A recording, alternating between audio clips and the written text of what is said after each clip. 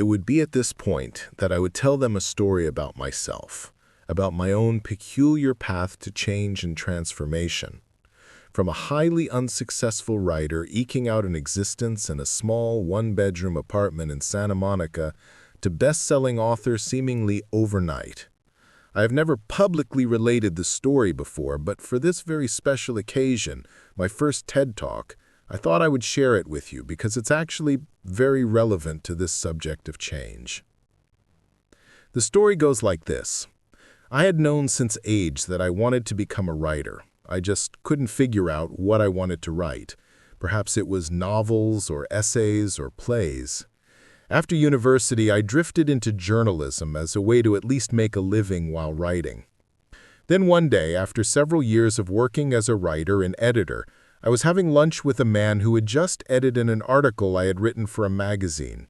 After downing his third martini, this editor, an older man, finally admitted to me why he had asked me to lunch. "You should seriously consider a different career," he told me. "You are not writer material. Your work is too undisciplined. Your style is too bizarre. Your ideas, they're just not relatable to the average reader. Go to law school, Robert. Go to business school. Spare yourself the pain." At first, these words were like a punch in the stomach. But in the months to come, I realized something about myself. I had entered a career that just didn't really suit me, mostly as a way to make a living. And my work reflected this incompatibility. I had to get out of journalism.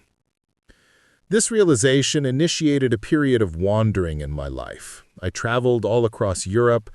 I worked every conceivable job.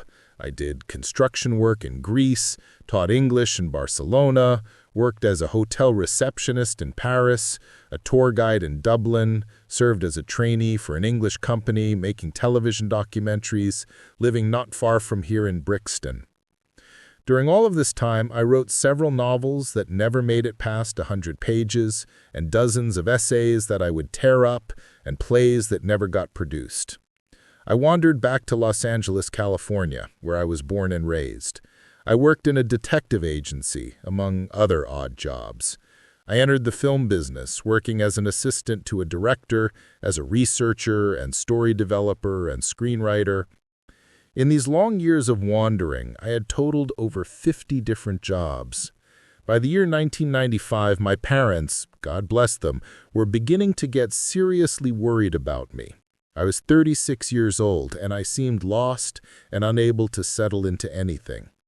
I too had moments of doubt, but I did not feel lost. I was searching and exploring, and I was hungry for experiences, and I was continuously writing. That same year, while in Italy, for yet another job, I met a man there named Joost Ehlers, a packager and producer of books. One day, while we were walking along the caves of Venice, Joost asked me if I had any ideas for a book. Suddenly, seemingly out of nowhere, an idea just gushed out of me. It was about power. It's about power. I told Joost that I was constantly reading books on history, and the stories that I read of Julius Caesar and the Borgias and Louis XIV, these were the exact same stories that I had personally witnessed with my own eyes in all of my different jobs, only less bloody. People want power, and they want to disguise this wanting of power, and so they play games. They covertly manipulate and intrigue, all the while presenting a nice, even saintly front. I would expose these games. I gave him numerous examples of what I meant, and he became increasingly excited. He said I should write a treatment, and if it was good enough, he would pay me to live while I wrote half the book, enough to sell it to a publisher. Suddenly, in writing what would become the 48 Laws of Power, everything in my disjointed past seemed to click into place like magic, like destiny. All of those various writing experiences, the journalism, the television, the theater, the film, had given me the skills to tell stories and organize my thoughts. All of that reading of history had given me a vast storehouse of ideas that I could draw upon. And my work as a researcher had taught me how to find the perfect anecdote. Even those different, seemingly random jobs had exposed me to every type of psychology and to the dark corners of the human psyche. Even the languages I learned while traveling, it taught me patience and discipline. All of these experiences added up to rich layers of knowledge and practice that had altered me from the inside out. In my own very weird and intuitive way, I had given myself the perfect education for the writing of the 48 Laws of Power. The book came out in 1998 and it was a success. The course of my life was forever altered. Now, the moral of this story, as I told the people who had come to me for advice, and as I'm telling you now, is the following. We humans tend to fixate on what we can see with our eyes. It's the most animal part of our nature.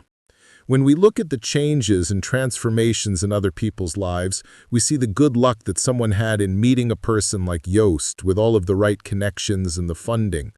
We see the book or the project that brings the money and the attention.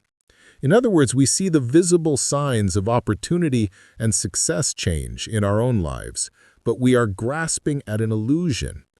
What really allows for such dramatic changes are the things that occur on the inside of a person and are completely invisible. The slow accumulation of knowledge and skills, the incremental improvements in work habits, and the ability to withstand criticism. Any change in people's fortune is merely the visible manifestation of all of that deep preparation over time. By essentially ignoring this internal, invisible aspect, we fail to change anything fundamental within ourselves. And so, in a few years' time, we reach our limits yet again. We grow frustrated. We crave change. We grab at something quick and superficial, and we remain prisoners forever of these recurring patterns in our lives. The answer, the key to the ability to transform ourselves, is actually insanely simple. To reverse this perspective, stop fixating on what other people are saying and doing, on the money, the connections, the outward appearance of things. Instead, look inward. Focus on the smaller internal changes that lay the groundwork for a much larger change in fortune. It's the difference between grasping at an illusion and immersing yourself in reality. And reality is what will liberate and transform you. Here's how this would work in your own life. Consider the fact that each and every one of you is fundamentally unique, one of a kind. Your DNA, the particular configuration of your brain, your life experiences. In early childhood, this uniqueness manifested itself by the fact that you felt particularly drawn to certain subjects and activities, what I call in my book primal inclinations. You cannot rationally explain why you felt so drawn to words or to music or to particular questions about the world around you or to social dynamics. As you get older, you often lose contact with these inclinations. You listen to parents who urge you to follow a particular career path. You listen to teachers and alcoholic magazine editors who tell you what you're good and bad at. You listen to friends who tell you what's cool and not cool. At a certain point, you can almost become a stranger to yourself, and so you enter career paths that are not suited to you, emotionally and intellectually. Your life's task, as I call it, is to return to those inclinations and to that uniqueness that marked each and every one of you at birth. At whatever age you find yourself, you must reflect back upon those earliest inclinations. You must look at those subjects in the present that continue to spark that childlike, intense curiosity in you. And you must look at those subjects and activities that you've been forced to do over the past few years that repel you, that have no emotional resonance. Based on these reflections, you determine a direction you must take. Writing, or music, or a particular branch of science, or a form of business or public service. You now have a loose overall framework within which you can explore and find those angles and positions that suit you best.